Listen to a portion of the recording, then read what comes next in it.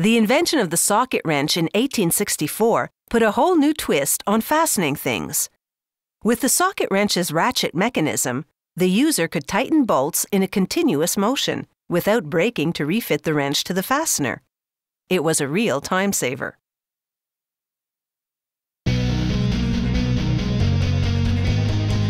Modern socket wrenches come with a range of sockets and extensions to handle the nuts and bolts of many different jobs. They start with this coil of thick steel. It travels through a die which straightens it to a knife that slices it into short billets. A machine then drives a series of forming tools into the billets. The tools force them into a socket shape and create the all-important hexagonal opening that matches the profile of the nuts and bolts. To get rid of lingering lubricating oil, the parts go for a tumble through a spiral washer-dryer system.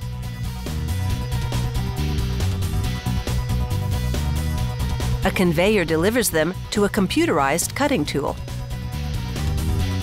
It removes sharp edges and sculpts a bevel on the socket's inner rim, so it will slide onto bolts more easily.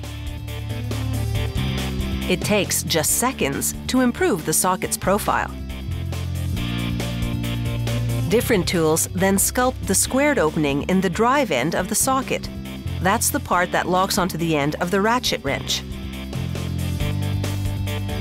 A powerful rolling stamp now engraves the part's size and the company name onto it. Once those details are out of the way, it's into a flaming oven to undergo a heat treating process. A rapid cool down follows the heat treatment, hardening the metal. The sockets now toss about in this rotating chamber as they're blasted with very fine steel particles. This cleans and buffs the parts. But there's much more polishing to come. They clamp the sockets onto a rotating table. It delivers the part to a grinding belt for a very vigorous polishing. You can see the difference this makes in the part on the right. But these sockets need to be absolutely flawless. So next, they go into a tub of ceramic stones. They rub mild acid onto the parts to get rid of any small blemishes that remain.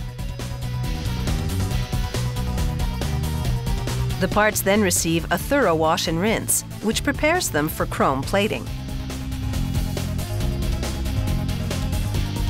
Now freshly chromed, the sockets look way too nice to be immersed in this brownish stuff. But it's actually a rust-proofing solution to protect them from corrosion. They lock the tub of sockets in a centrifuge machine. It spins the parts to get rid of the excess rust-proofing liquid. And now these sockets are ready to shine on the job. Attachable extensions improve the reach of the socket wrench. Forming equipment swings into action, pressing steel billets into dies to mold them into the rough shape of an extension.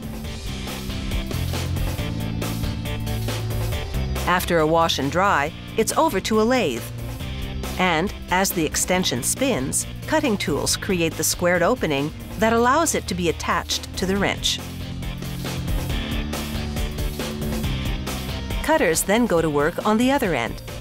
They shape it so it will fit into various sockets and shave the shank to reduce its diameter.